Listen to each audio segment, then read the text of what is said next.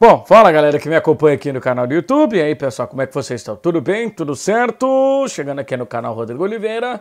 Colorado venceu a equipe do Cuiabá por 2-0 e agora matematicamente o Internacional se livra de qualquer risco de ir para a segunda divisão.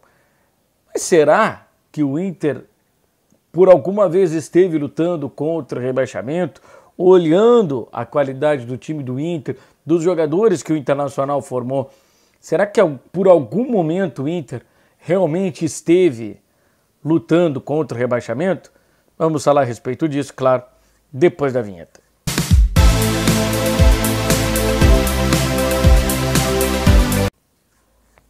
Mas antes de prosseguir com o vídeo, já queria pedir para você se inscrever no canal, ativar as notificações clicando no sino, deixar o like, comentário e compartilhar. Bom, pessoal, o Internacional acabou vencendo o Cuiabá por 2-0, fez um primeiro tempo mais tático do que propriamente se impôs tecnicamente diante de um adversário que faz uma campanha interessante no Campeonato Brasileiro, que está acostumado a jogar dentro de casa, com calor, acostumado, adaptado com gramado, enfim, todas aquelas circunstâncias que envolve quando se joga diante da equipe do Cuiabá. E eu tenho propriedade para falar porque eu já estive na Arena Pantanal e sei como é difícil se adaptar lá. Isso que eu não jogo bola. Eu estava do lado de fora do campo fazendo a cobertura de uma partida de futebol e a gente sente os efeitos que é jogar lá na cidade de Cuiabá, ou estar em Cuiabá. Umidade alta, temperatura alta, então o jogador acaba sentindo o desgaste. Se está jogando em Porto Alegre, o cara tem a possibilidade de ter mais esforço físico e não se desgastar tanto. Lá na cidade de Cuiabá, o esforço físico acaba te esgotando rapidamente. Então, entendi por essa estratégia do Internacional em não ser apressado no primeiro tempo e tentar conduzir o jogo da melhor maneira possível. Neutralizar as principais armas do time do Cuiabá e tentar jogar dentro da sua qualidade. E foi o que o Inter acabou fazendo ao longo do primeiro tempo. No segundo tempo, pegou um Cuiabá um pouco mais cansado e o Inter conseguiu se impor dentro da sua qualidade. Aí sim, tecnicamente, o Internacional acabou se impondo e conseguiu fazer os gols. Num belíssimo lançamento do Wanderson, aliás, o Wanderson mais uma vez sendo uma peça fundamental no time do Inter, e ele acabou colocando a bola no Ener Valencia, e o Ener Valencia com toda a sua classe na cara do gol, dessa vez o Ener Valencia acabou não perdendo. E depois, numa bela jogada feita pelo lado esquerdo, um passe maravilhoso do René, encontrando o Maurício na linha de fundo, o Maurício fez o cruzamento e o Pedro Henrique quebrou essa sequência, arrebentou, né, esse tabu que ele estava de não marcar um gol importante há bastante tempo com a camisa do Internacional, né? O Pedro Henrique foi um dos principais destaques do Inter no Campeonato Gaúcho e que não vinha conseguindo performar. Para ele esse gol é extremamente importante. E o Inter terminou, né, os jogos desta quarta-feira na 10ª colocação com 49 pontos e já praticamente, aliás, com 50 pontos, né? E já praticamente livre, né? Já matematicamente livre do rebaixamento e garantido na Copa Sul-Americana do próximo ano, na Copa Sul-Americana de 2024. Mas lá na abertura do vídeo vocês vão lembrar que eu fiz o questionamento. Será que o Internacional realmente esteve, né, lutando pelo rebaixamento? Bom, você pode fazer dois tipos de análise. A análise dos cronistas gaúchos e a análise de quem estava acompanhando um pouco mais de fora e daqueles que estavam acompanhando também o Internacional na Copa Libertadores da América. Bom, vamos começar pela análise do pessoal da aldeia, né? O pessoal que gosta de utilizar muito esse termo. O pessoal da aldeia era para conhecer mais o time do Inter, mas parece que eles não estavam muito familiarizados com o Internacional ou com aquilo que o Inter apresentou em alguns jogos nessa temporada. Obviamente que o Inter não chegou no seu ápice técnico, no seu ápice físico, mas ele teve lampejos. E esses lampejos mostraram uma qualidade desse time.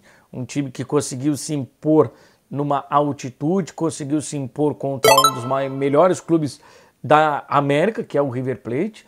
O Internacional conseguiu se impor na altitude contra o Bolívar, conseguiu fazer um grande jogo, né, diante da equipe do Bolívar.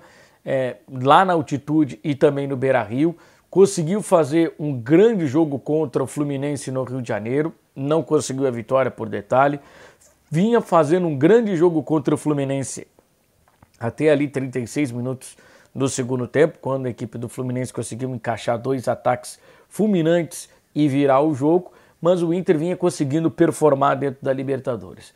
Depois da saída da Libertadores, o Inter consegue pegar o seu rival e saculejar bastante o Grêmio e conseguir uma grande vitória diante da equipe do Grêmio. Quem olha o resultado vê o 3-2 e diz que foi um placar apertado, mas não, foi uma partida soberana do Inter e era para ter sido muito mais.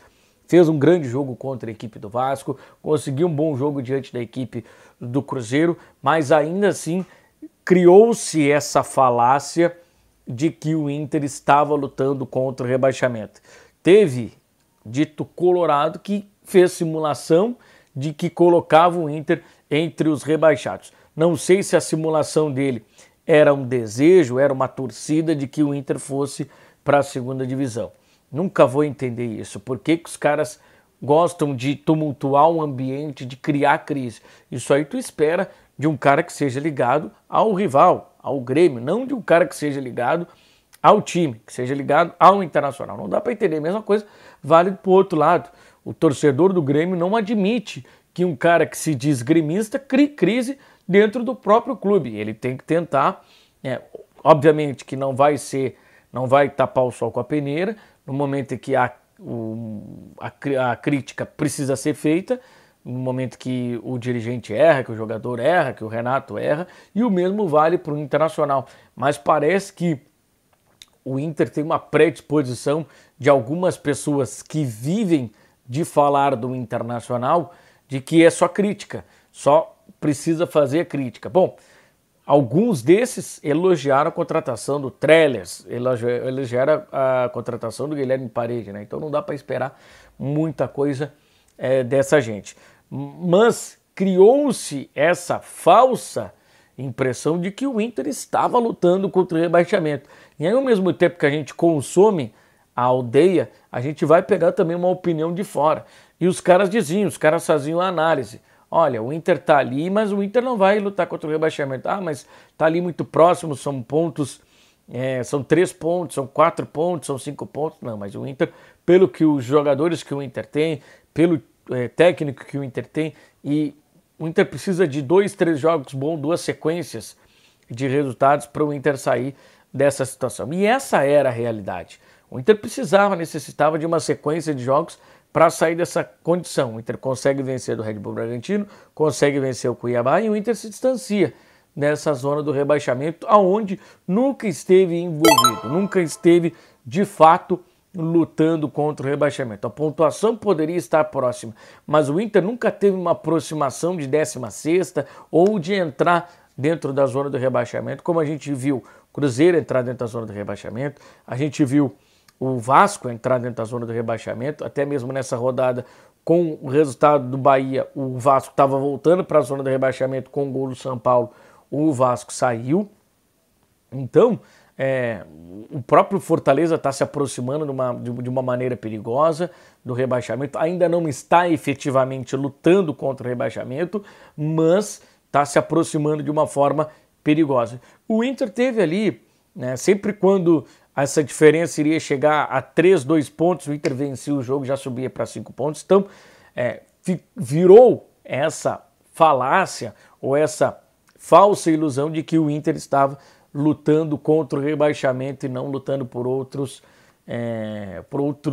outras partes na tabela de classificação. Claro que fica o gosto amargo do Inter, que poderia ter tido melhor desempenho, poderia ter performado mais, poderia ter vencido mais partidas ao longo, né, do Campeonato Brasileiro. Teve alguns jogos em que o time jogou bem, mas deu azar, acabou não tendo resultado.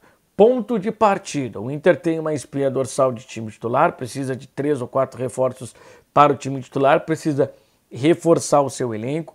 Já deu para ver que jogadores que estão hoje no banco de reservas, que não fizeram um ano bom, mas que eles podem, a partir de começar um ano com o mesmo técnico e com um técnico que pode explorar melhor os jogadores, pode explorar melhor o Pedro Henrique como segundo atacante, pode explorar melhor a qualidade do Carlos de Pena, do Bruno Henrique, que são jogadores que já estão inseridos no elenco, já vão estar adaptados no ano que vem, e você tem um ponto de partida. Claro que você vai perder alguns jogadores importantes, como o Johnny, como também o Maurício, mas aí você tem que ter a expertise de ir no mercado e trazer jogadores para, né, recompor essas duas peças que são peças titulares e são peças fundamentais hoje no time do Internacional. Mas, de vez, né, o Eduardo Cudê, de vez o Internacional, acabou com todas as falácias ou com algumas possibilidades que tinham sido trazidas no ar e que não eram a realidade que o Internacional vivia dentro do Campeonato Brasileiro. O Internacional esteve próximo em pontuação, mas a qualidade do time do Inter é muito diferente da qualidade daqueles times que estão lutando pela permanência no Campeonato Brasileiro da Série A. Então, dava para ver que uma hora ou outra o time do Inter ia conseguir recuperar esses pontos, ia conseguir aglutinar, ia conseguir vitórias importantes e, de vez, se afastar dessa zona perigosa. E como o Inter hoje está na 10ª colocação e hoje, né, o Internacional já está até garantido na Copa Sul-Americana. E até outros times ali que estavam, né, lutando, chegou até a se especular, o Corinthians, né, foi um time que se aproximou, né, um pouquinho da zona do rebaixamento, teve algumas rodadas lá no começo do campeonato que entrou dentro da zona do rebaixamento, depois saiu, não entrou mais. O próprio São Paulo, que foi um time que também esteve lá na parte de baixo da tabela, mas nunca foi um time que lutou contra o rebaixamento. Enfim, esse tipo de situação que acaba acontecendo, né, no campeonato. Às vezes o time ele tem uma sequência ruim, está dividindo as suas atenções com outra competição. A gente viu o São Paulo dividindo as atenções com Copa Sul-Americana e com Copa do Brasil, o Inter com a Copa Libertadores da América, o próprio Corinthians com a Copa Sul-Americana quando chegou até a semifinal, o Fortaleza com a Copa Sul-Americana. Então, esses times que estão lá embaixo, esses times só tiveram Campeonato Brasileiro e Copa do Brasil. Então, esses times estão lá porque eles não têm qualidade, porque são times fracos. O próprio Vasco, o Cruzeiro, entre outros times que estiveram lá na parte de baixo da tabela do Campeonato Brasileiro. Então, o Internacional esteve por algum momento ali na metade, e até um pouquinho próximo ali, 14ª, mas não baixou disso. Então, acaba com essa falsa ilusão, né, de que o Inter esteve lutando contra o rebaixamento. Isso é muito ruim para aqueles secadores e para aqueles que dizem que são torcedores do Internacional. Porque tinha muita gente que torce para o Internacional, que estava querendo que o Inter perdesse o jogo para o Cuiabá, perdesse o jogo para o Red Bull Bragantino, para que as teses deles tivessem sido confirmadas. E para alegria do torcedor colorado de verdade, essas teses acabaram não se confirmando e o Inter está agora matematicamente, já estava com a bola, com o desempenho confirmado na Série A do Campeonato Brasileiro. Faltava só a matemática e agora o Inter consegue matematicamente confirmar a sua permanência na primeira divisão do Campeonato Brasileiro. Te inscreve no canal, ativa as notificações clicando no sino, deixa teu like, comente e compartilhe. Um abraço e até o próximo vídeo. Tchau!